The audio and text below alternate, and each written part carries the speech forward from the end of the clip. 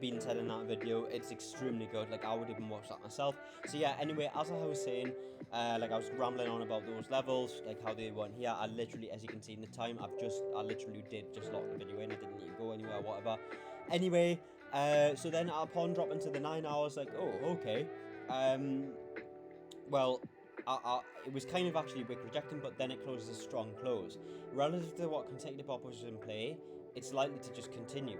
And I thought, well, to be honest, actually, this could actually have been, like, you probably could have looked at 225. But, yeah, so relative to just looking at the 9 hour, that might, I remember the 8 hour wasn't as strong. I mean, it was to today. And it's recently just gone, the time period, but, like, it expanded straight to here. And, you know, it wasn't that clean considering the weekly objective had already been met. You know, if the market expands to a 9 or 8 hour objective, you just want to call it a day. You're done. So anyway, yes, so basically this from the close up to here, obviously that, like, this is where, like, market participants are supposed to have certain sort of intent to pair up with the contracts what have been best offered within this region, right? But this also is, like, applicable to technically, like, if the market sells off to, like, down here, right? So if I just, like, if the market comes to, from the open, if the market came down here, that's just an extreme buy, right? Because, like, even from here up to here, traders are supposed to be inclined on this occasion. When I say traders, I'm referring to the guys who are operating on this occasion, who had most recently participated with where the market was sat at on this occasion and what prices they have now to trade with, and based on what sort of extent or to which, like, they had sort of intent up to this close point. Like, they have shown a clear, strong interest on the buy side of the market, at least up to here. Of course, we don't know when that's going to come into effect, but you can kind of be sure with, like, how next step lower time frames unfold in terms of how the market had been interacted with there, you know, relative to the 3 hour close, etc., etc.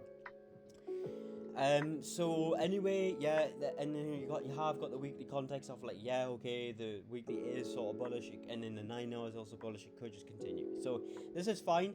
And then anyway, you drop to the 8 hour, and if we just emulate real time of what we're seeing in real time. And anyway, actually in real time, like, I look at my chart like this too. So, like, I'm literally, this may as well be real time. Anyway, the 8 hour just cooperated, to be honest, especially with the 9 hour, like, you know, just the way it was.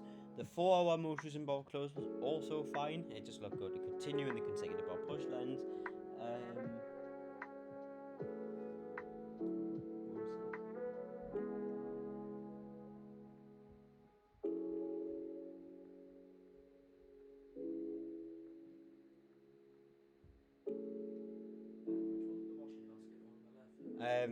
I don't know. It's not the pink one. It's a blue one. You've been putting clothes on the wrong thing. Okay, ignore that. So yeah.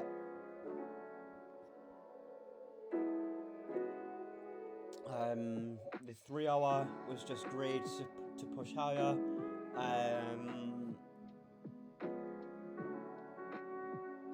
Yeah, it was just fine to just go straight off the bat, to be honest. Up to this point, of course, I could change it in 2 hour.